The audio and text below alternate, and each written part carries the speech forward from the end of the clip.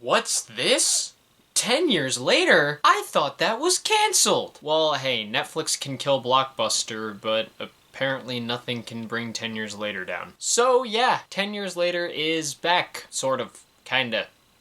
Yeah, essentially. So, obviously, as many of you know, I stopped doing 10 years later. I announced back in August that I was canceling the series, but after canceling it, I did continue to listen to the albums that I was planning to listen to for 2012, because as someone who didn't actually start listening to albums until I started reviewing them in 2017, I used the series as an excuse to go back and just kind of see what I had been missing out on. So, after I got done listening to all the 2012 albums that I wanted to listen to, I had a list that I made of my favorites and least favorites, and I kind of just looked at it for a minute and thought, why not do something with this? So I thought that I could bring 10 years later back as a yearly roundup as opposed to 30 to 40 individual videos in a year, because doing that format again would absolutely burn me out extremely fast again. So I thought I'd bring this back as a video to still continue 10 years later in a kind of sort of way, and to appease the one or two of you that were not very happy that 10 years later was being canceled, and give you something, throw a bit of a bone in some way. Also because the next long form video I was working on has been taking a while to make, so here's a little something before the year closes out. I'm very busy with things. You can't expect long form videos to come as frequently as they used to. So,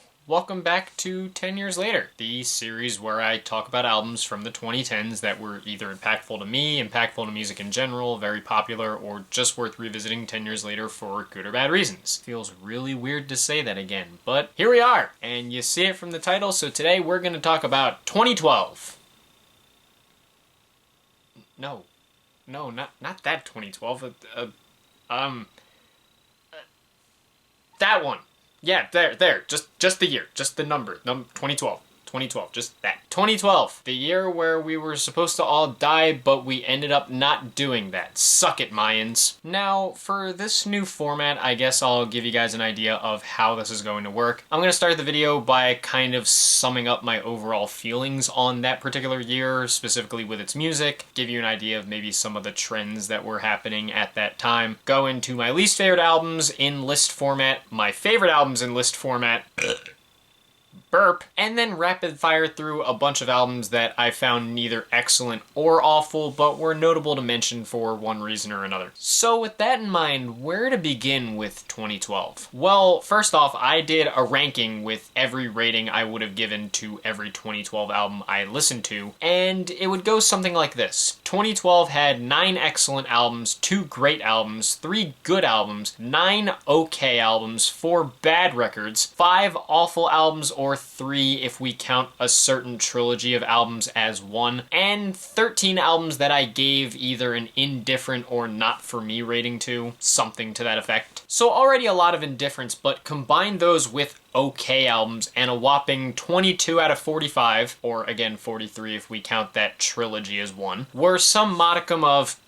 that's around half of the 2012 albums that I listened to this year. A lot of records that by the time they were over, I just kind of shrugged my shoulders and went, alright. I feel like this may be because of what the soundscape of music looked like at the time. In 2012, the music world was still in the midst of the electronic dance pop explosion, and while there were some great singles at the time, pop albums suffered a little bit as a result. With some of them, it felt like artists were a bit more content to put together collections of would-be hits, as opposed to cohesive albums, which meant a lot of them had an abundance of songs in the electronic style that ultimately staled out for me a bit. And as a result, like I said, I found myself just kind of shrugging my shoulders at a lot of the 2012 albums that I listened to. The good stuff seemed to come from hip-hop, which was feeling extremely varied in 2012, and in R&B, which saw big breakouts and even a familiar face or two. I'll also say that rock music had a few nice records here and there, but was bogged down by a pretty terrible trilogy that I keep alluding to. You probably already know what it is. But let's stop fooling around with this kind of stuff and talk about specific albums. First off, as I said, I'm gonna list list off my least favorite albums of 2012. Obviously, all of these are projects I would have given an awful rating to in a full review. We've only got 3 spots because one is reserved for multiple albums. It was the aforementioned trilogy that I was telling you about, so let's go! At number 3, I have to go with Chris Brown's Fortune. Generally speaking, this record just sounded to me like a bunch of microwave leftovers from Chris's last album, Fame, which already was a record I didn't really like that much. It sounded like Chris and his team were just seeing that the electronic dance pop bandwagon wasn't dead in 2012, so they just wanted to milk whatever was left out of it while there was still something to milk. So as a result, this felt like less of a sequel to Fame and more like a straight rehash of it. Once more proof to me that Chris Brown, even with plenty of talent and some compelling singles, is just not an albums artist. At number 2, I have to go with Pitbull's 2012 album, Global Warming. Brace yourselves for a minute, because it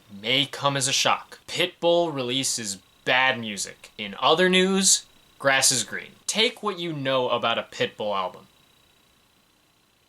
Oh, no, that's it. Just take what you know. Don't add or subtract anything. Just take what you know of them. That's this album in a nutshell. A Pitbull album. And much like his 2011 album that I made a video on, I felt like some of these were decent songs until Pitbull opened his mouth on them. No disrespect to him as a person, of course, but as a performer, he is just not compelling to me. But hey, at least the features were decent. And the number 1 worst album, I've been beating around the bush with this a little bit now, but it is a trilogy of records. I have to go with Green Day's 2012 trilogy, Uno Dos Tres. Perhaps as a social experiment or a litmus test of one's pain endurance, Green Day saw fit to release not 1, not 2, but 3 terrible albums in 2012. When it comes to great trilogies of records like The Weeknd's trilogy or Brockhampton's Saturation chronology, having 3 great albums in 1 year can make you say, wow, they did all that in 1 year? But in Green Day's case, it felt more like, Christ, they really gave people 3 of these in 1 year? To their credit, each album did take on a slightly different vibe. Uno was a power pop type of thing, Dos went for a garage rock sound, and Trey had an almost stadium rock vibe reflective of the group's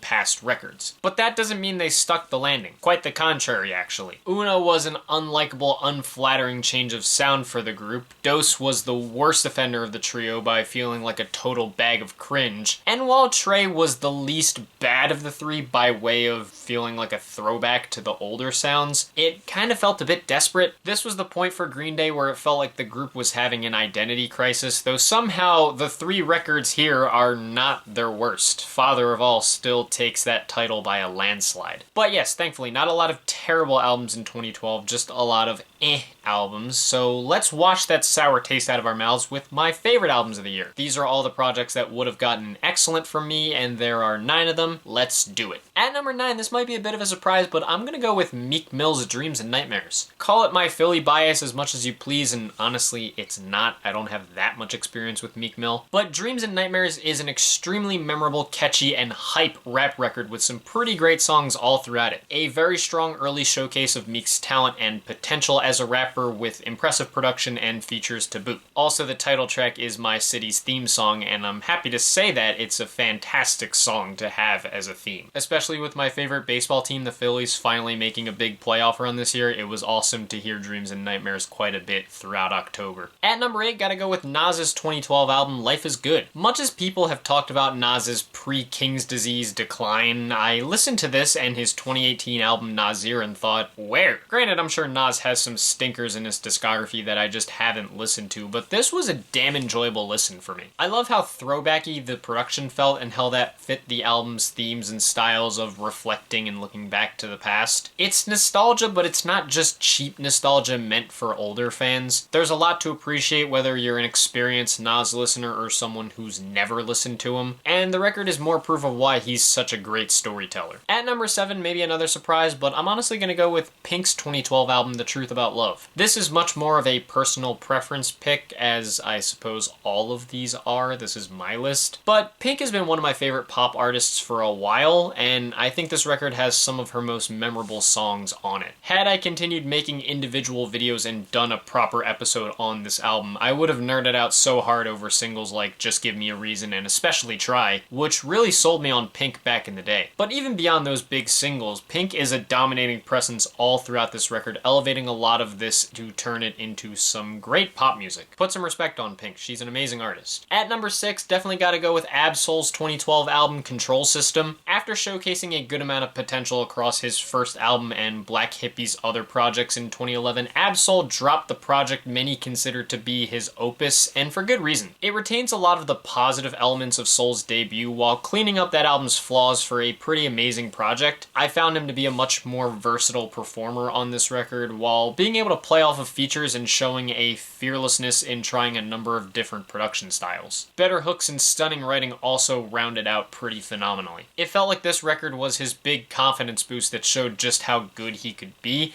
and after being considered the top dog underdog, it felt like this album was the sign to stop sleeping on him. At number 5, definitely gonna go with Taylor Swift's 2012 album, R.E.D. I'm sure I'm not the only one that's heaped praise upon Taylor Swift's R.E.D, but yeah, this album's amazing. The original was such an important moment for Taylor's career and for pop music as a whole. While it still had some elements of Taylor's country roots in it, it was where she took a deeper turn into pop music in a moment where she really became a titan in modern music. And beyond its compelling soundscape, this was the era where Taylor really came into her own as a songwriter with some of her most compelling lyrical songs to date. It's an album I always find joy in revisiting.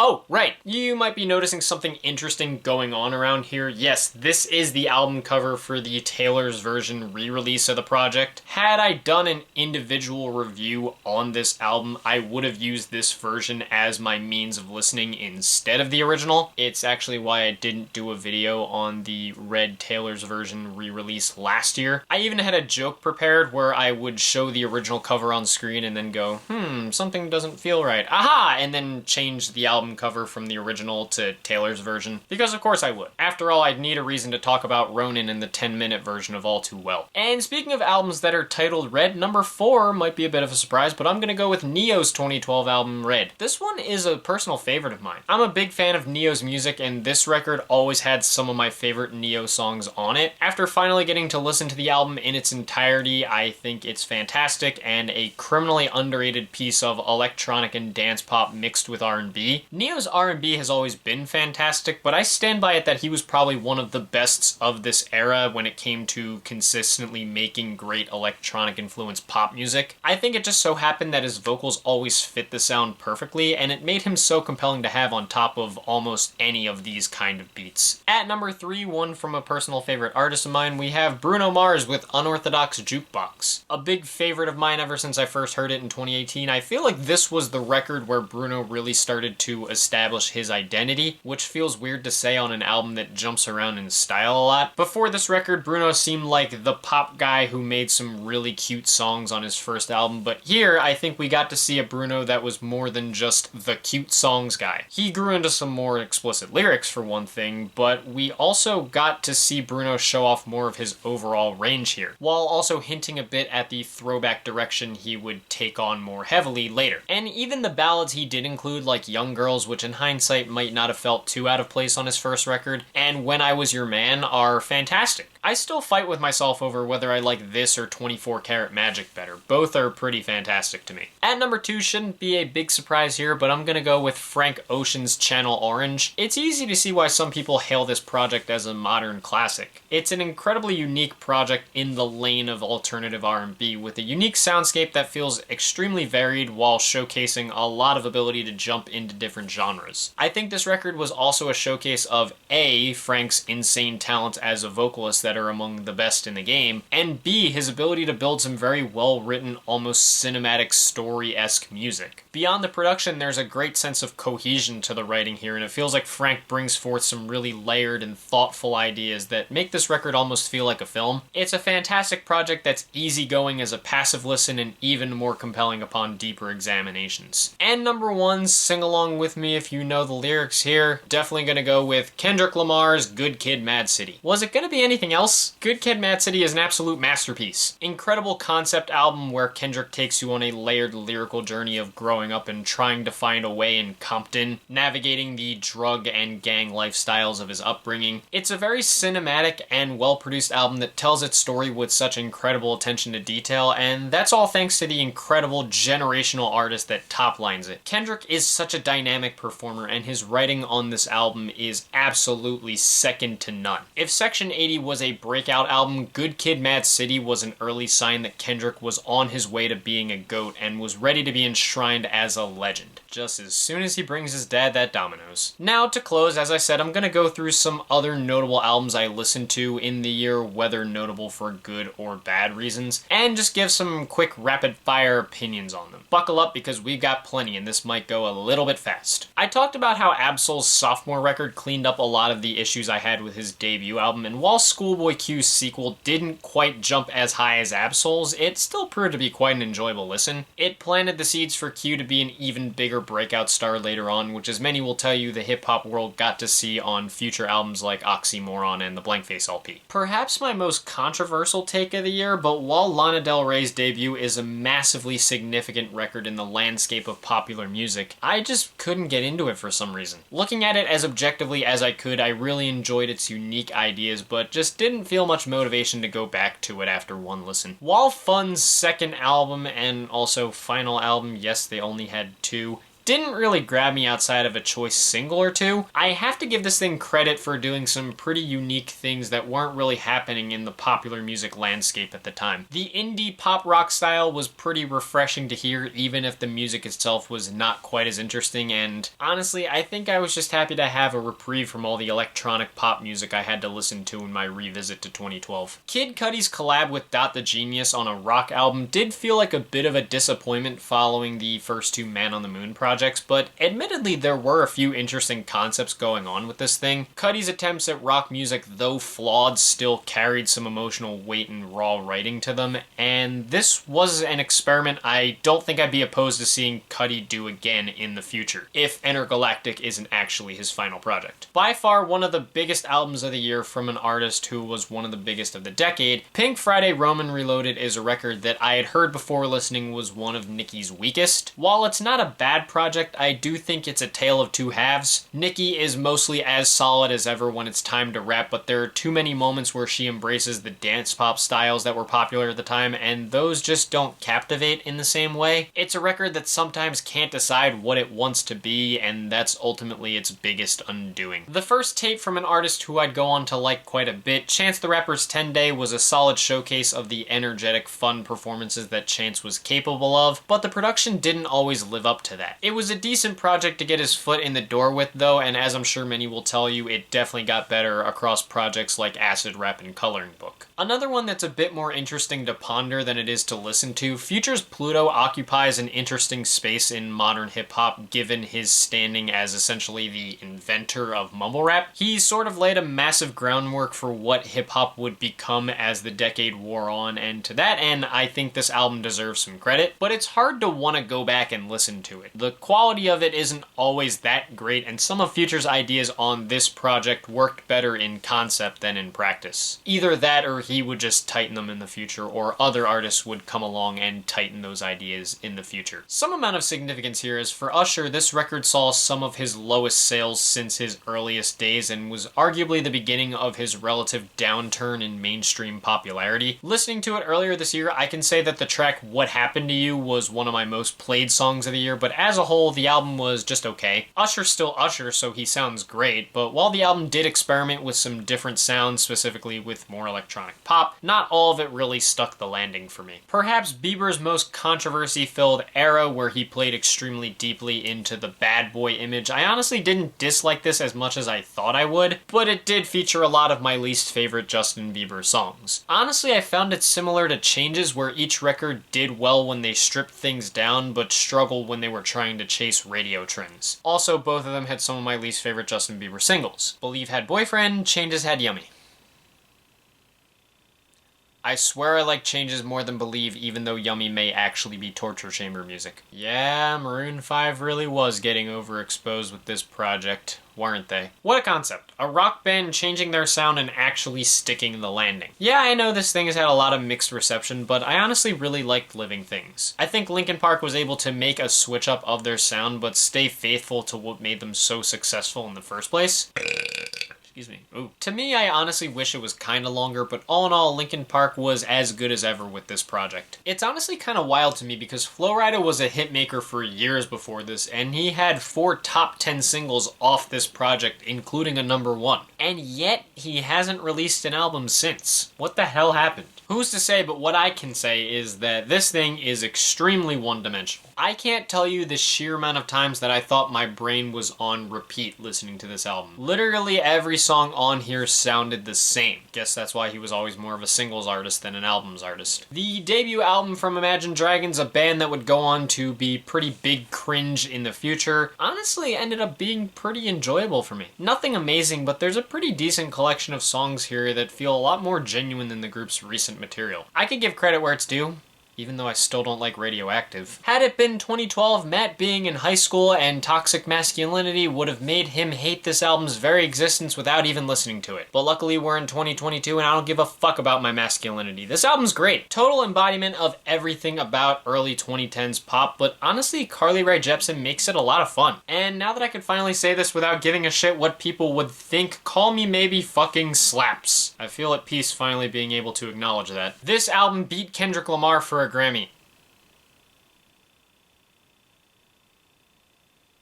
It's honestly kinda okay, all things considered. Means, well, a bit preachy, but it's listenable while it's on. This debut album is where we can trace it back to the moment we gave Machine Gun Kelly a platform. I feel like I owe an apology for that because I listened to Invincible so much back then. Either way, my feelings on this album were just like Eminem's feelings on Rap Devil. It's not bad for him. A few cool flows and decent features, but forgettable production, lyrics, and especially hooks left me sour on this thing. Hi, we're One Direction, and we're on Simon Cowell's record label. As a result, we're mismanaged and we have to make our second album sound almost the exact same as the last one. Every time we make a hit, Psycho Music tells us we have to make 14 more versions of it to fill up an album. We have hardly any creative freedom. Help. Copy and paste exactly what I just said about One Direction, keep the British accent, and apply it to Lil Mix's debut album. I fucks with Lil Mix's later albums, but this was another record that reeked of, we're on Psycho Music, so we're going to be mismanaged and made to sound like what's popular as opposed to what fits us. As a result, it's not as flattering as their later albums would go on to be. And lastly, 10 years later has forced me to grapple with an uncomfortable reality. Rihanna tends to be more of a singles artist than an albums artist. I don't mean to take the Queen's name in vain because I love a lot of her singles, but Rihanna's albums tend to lean toward just being kinda okay. Such is the case with Unapologetic for me. Diamonds and Stay were fantastic singles, but the album as a whole was just alright for me. At least we could probably say that even if she is a singles artist, she might be the best singles artist to ever exist. Maybe? So yeah, that's 2012 in music and my opinions on that particular year 10 years later. Not the most exciting year I've gotten to revisit, especially after all the fantastic records that 2011 gave us, but the highs were really strong and they're albums that I really enjoy going back to. Of course, this is all just my opinion. What did you think about 2012 in terms of music? What were some of your favorite albums? What were some of your least favorite albums? What are some other notable records that I didn't mention? Whatever your thoughts, opinions, and experiences are, leave them down in the comments below. Let's keep this civil and have some fun as we like to do. If you guys want to hit like and subscribe and support some of my other ventures that I have linked in the description, thank you. If not, it's no big deal. I totally understand. And now I will return to working on the other long form video that I was working on that's going to be the start of a new series. I will spoil that this series is going to be called Discography Dives, which is exactly what it sounds like, where I talk about an artist's entire discography, but I will not tell you who the first artist I will be talking about is. I will leave that for you guys to guess. Oh, and before I go, if you guys have anything else you'd like to see me do in this style when I eventually do the 2013 video next year, if you have any suggestions to make this better, if you have any other things that you'd like to see me talk about in next year's 10 years later video, you could just let me know down in the comments. I can't guarantee that I will switch the format too much because I do like this in its current form, but if there are ideas that you have that you'd like to see in 2013's 10 years later video, or I guess it would be 2020 2023's 10 years later video? You can just let me know down in the comments. Hopefully 2013 will be a more fun year to revisit than 2012, at least as far as music is concerned. So stay tuned for that, but until then, thank you guys for watching. I hope you enjoyed. If this is the last long form video I end up doing in 2022, thank you guys again for always checking out my content and for supporting me throughout this year. It's been a pretty wild one, a lot of ups and downs, but ultimately for me it actually ended up being a little bit better than 2021, which I didn't think I'd be saying halfway through this year. And thank you guys for being patient with long form videos. I know there haven't been that many lately, but between having a job as a game journalist and not doing 10 years later as a regular series anymore, I have been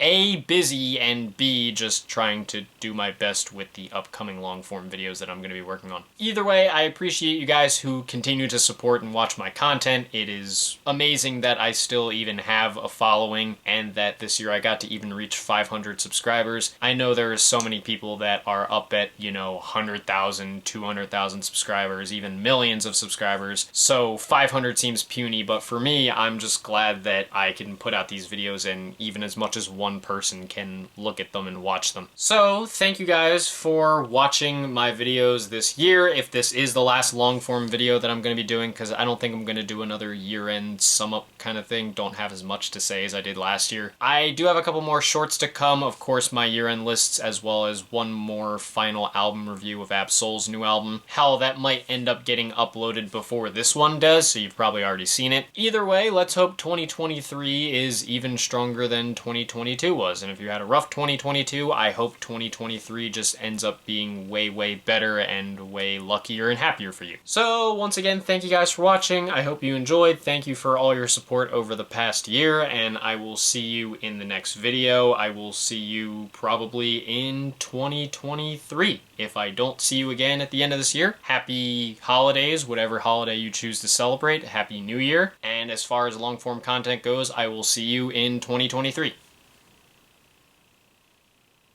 Peace.